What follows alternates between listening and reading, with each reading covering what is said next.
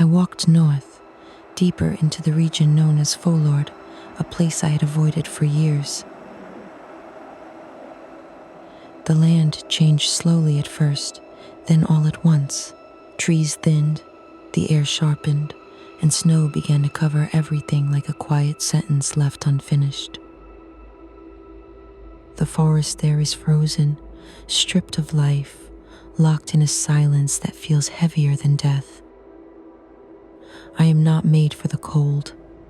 It bites through my clothes, into my bones, reminding me with every step that my body does not belong here. As I moved through the white stillness, memories surfaced uninvited. I used to walk these paths when I was a child, during the brighter days, with my sisters beside me, Flora running ahead, Jael laughing behind me. Back then, the cold felt like a game. Now it feels like a warning. That's when I saw it again, the building. A laboratory, half buried in snow and time, standing alone among the trees. I had known it all my life. Even as a child, it unsettled me. I used to circle it, watching from a distance, counting doors, imagining what kind of world could exist behind those walls. After the blackout, rumors began to spread. They said these laboratories were no longer abandoned. They said they were being used, repurposed for the benefit of the Spectres, that the scientists inside were no longer free, forced to develop something new, something dangerous. I stayed hidden, watching. I logged every entrance, every possible exit. Hours passed, nothing moved. No lights, no sound, no signs of life leaving or entering. And yet, I could feel it in awareness beneath the silence, as if the building itself was holding its breath.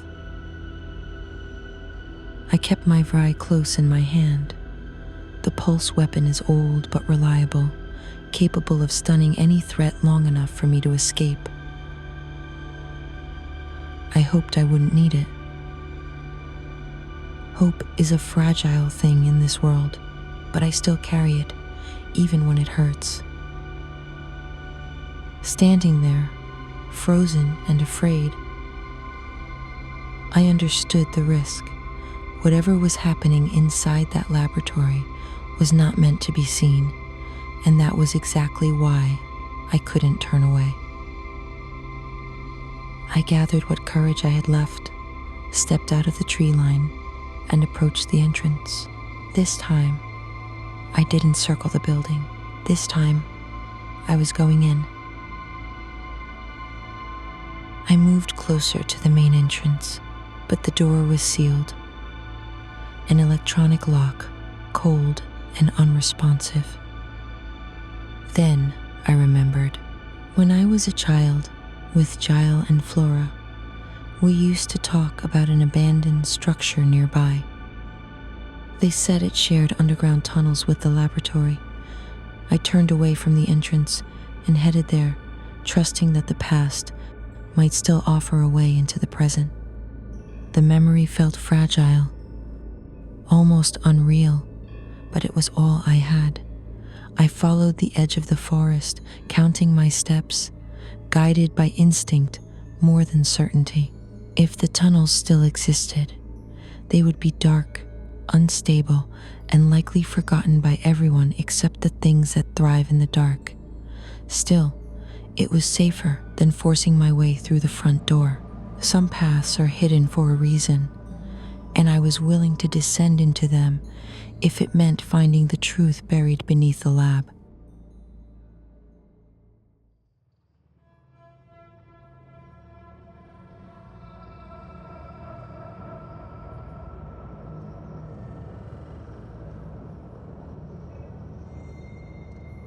I managed to slip inside the laboratory, unseen.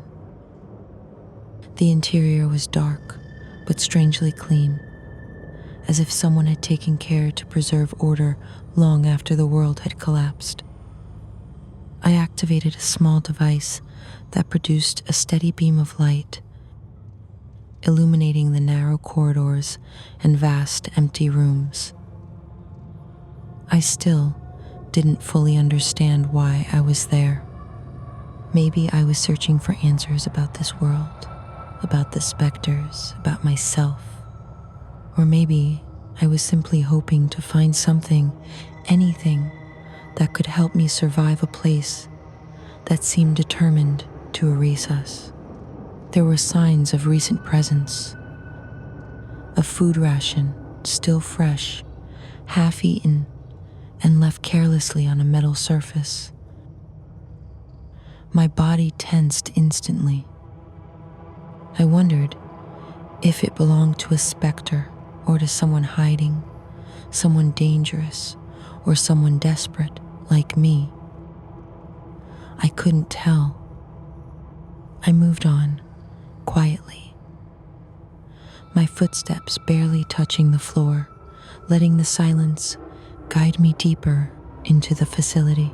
That's when I saw them, at the end of a corridor. A room glowed with an unnatural green light. Inside, suspended in tall glass tubes, were figures, humanoid, motionless, radiant. My breath caught in my throat. My eyes refused to accept what they were seeing. I stepped closer and noticed a large board covered in formulas and symbols, a language I couldn't understand. But one thing was clear, terrifyingly clear. The bodies inside those tubes were human, and the purpose of this place was not to study flesh, but something else entirely.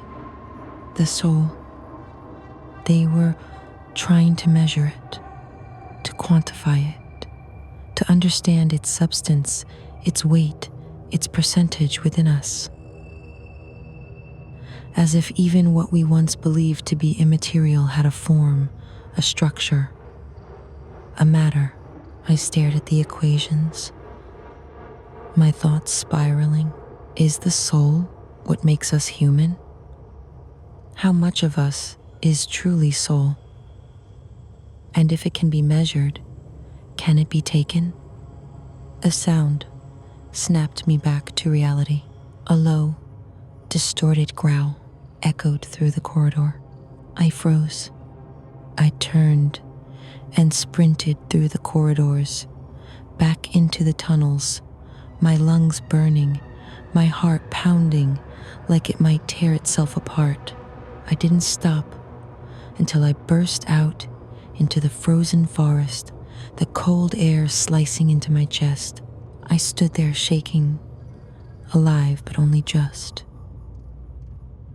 Whatever was happening inside that laboratory was not meant for us, and I knew one thing for certain. The world is not only dying, it is being rewritten.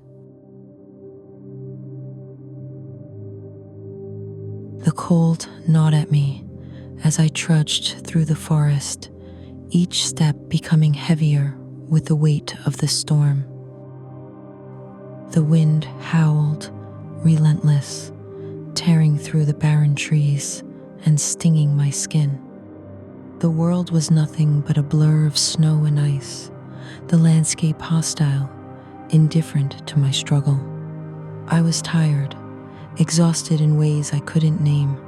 I needed shelter, and then I found it, a small, abandoned room, hidden deep in the woods, nestled against the thick trunks of the trees. It had the feel of something long forgotten, yet there was still a faint sense of warmth, as if it had once been lived in, cared for. The door creaked as I pushed it open, revealing a space swallowed by dust and shadow. The first thing that caught my eye was the power generator still humming faintly in the corner. It had been years since it had been used, yet it ran silently keeping the place alive. I approached it cautiously, fingers numb and trembling from the cold, and flicked the switch. A low rumble filled the room, and slowly the flickering lights returned, casting weak shadows across the room. The place came to life, its heartbeat restored, though it felt more like a memory than a home. On the small table, untouched food sat in a bowl cold, but still there. My stomach turned as I glanced to the far corner where something else caught my eye. Blood, dried and crusted on the floor, staining the floorboards. It was old, but still unsettling. A reminder of a past too raw to forget. I walked around the room, trying to ignore the tightness in my chest. I found a stack of photographs in a drawer. A man, his face worn with time, smiling beside a woman and a small child, his family. The image struck me deeply. A family torn apart, lost to this place, to whatever had happened here. They were gone, leaving nothing behind but remnants of lives that once were. The pain of it echoed in my own heart. I sat on the dusty floor, pulling my coat tighter around me, and let the darkness consume me for a moment. The storm outside raged on, but here I was safe for now.